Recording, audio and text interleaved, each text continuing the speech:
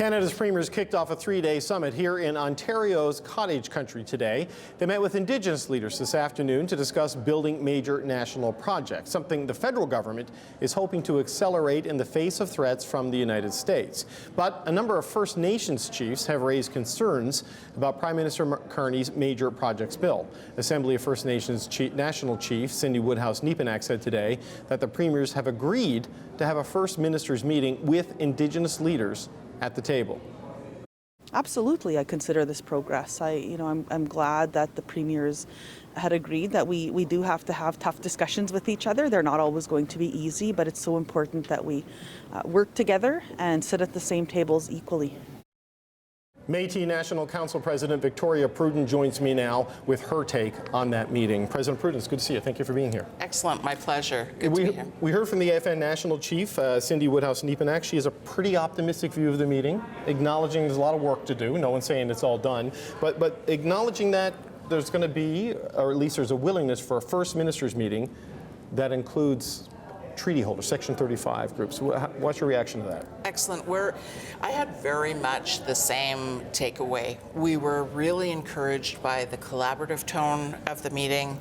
There was strong motivation amongst the premiers to uphold Indigenous rights and support Indigenous-led economic growth. And we're particularly excited and also extending our thanks to Premier Wabakanu of Manitoba for moving forward, bringing the idea to the table for that First Ministers meeting to include Section 35 Indigenous rights-holding governments and nations. So that was Premier Canu's pitch today? Premier Canu's pitch, and I have to say that there was collaborative acceptance in the room, and we're very thankful to Premier Ford, who's agreed to take that forward to Prime Minister Mark Carney, perhaps as early as this evening in conversation. And we heard some really collaborative examples and supports around the room. Premier Daniel Smith, Premier Scott Moe from Saskatchewan, and in conversation with other,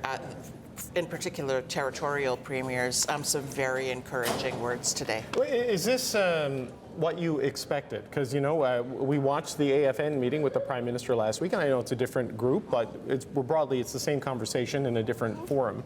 And, you know, there was some frustration, quite a bit of frustration that came out of that meeting with the AFN. Were you surprised to see such collegiality in there and a willingness to move things to a full First Ministers meeting involving you? I went in with just very open expectations, and certainly felt very encouraged about how everyone got to the table today. I think there'll be a real opportunity for the elected leaders of Section 35 recognized Métis governments to participate, of course, in the upcoming Métis Summit with Prime Minister Mark Carney, but also at this First Ministers meeting that's being proposed.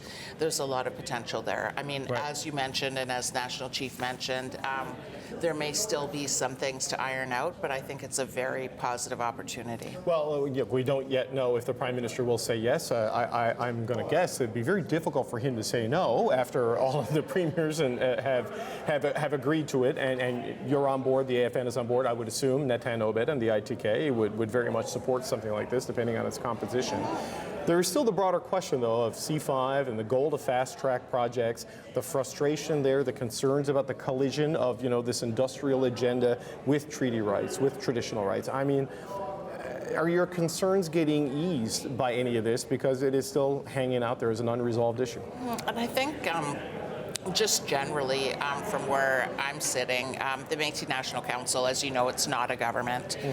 We've never been a government. We don't purport to be a government. However, I'm really encouraged to see what happens when elected leaders of Métis governments sit down with Prime Minister Mark Carney at the Métis Summit, and we'll see how those talks go and what kind of priorities emerge. From what I've heard and what the conversations that we've had from our governing member Métis governments, there's a general goal of balancing both economic opportunity for the benefit of Métis governments and their citizens, and upholding the need for duty to consult, the need to balance environmental and climate change concerns. So I think we're hearing the same priorities and some of the same struggles. There were some of the conversations I had with chiefs, though, who came out of the AFA meeting last week. There was an absence of trust, a real lack of trust. And look, I get it historically in the context and why there would be profound skepticism.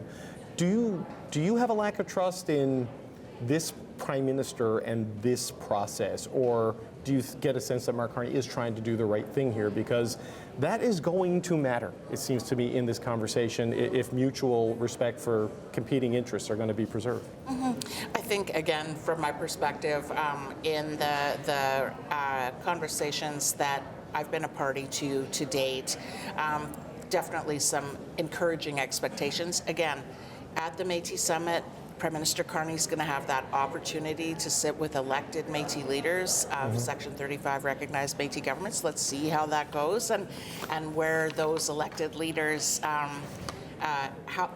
how they feel after that opportunity to really dig in and talk about C5. Right, so the AFN had their gathering last week. The Inuit, I believe, are going to have their gathering this week at the Circumpolar Conference in Inuvik. When does the Métis get their meeting with the Prime Minister? From what we've heard, it's August 7th is the date that's been floated. I'm not sure if there's final confirmation, but that's the Right. proposed date. Okay, so we're looking at something in the next number of weeks Yes. where this is going to happen. So these meetings, at least, will be well advanced before we get too deep into the summer, and before they're hoping to have a list of projects on the table around Labor Day, at least a tentative list of projects.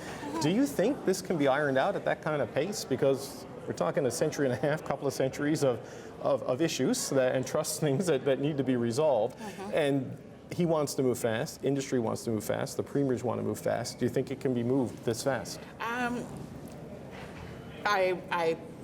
I'm not going to come right out and say that it can move forward as ambitiously as many folks want to, and with the speed with which I know the Prime Minister is very ambitious, comes from a private sector background, wants to get things moving, and sometimes in order to do things right, you can't move that fast. Right. I'm going to leave it there.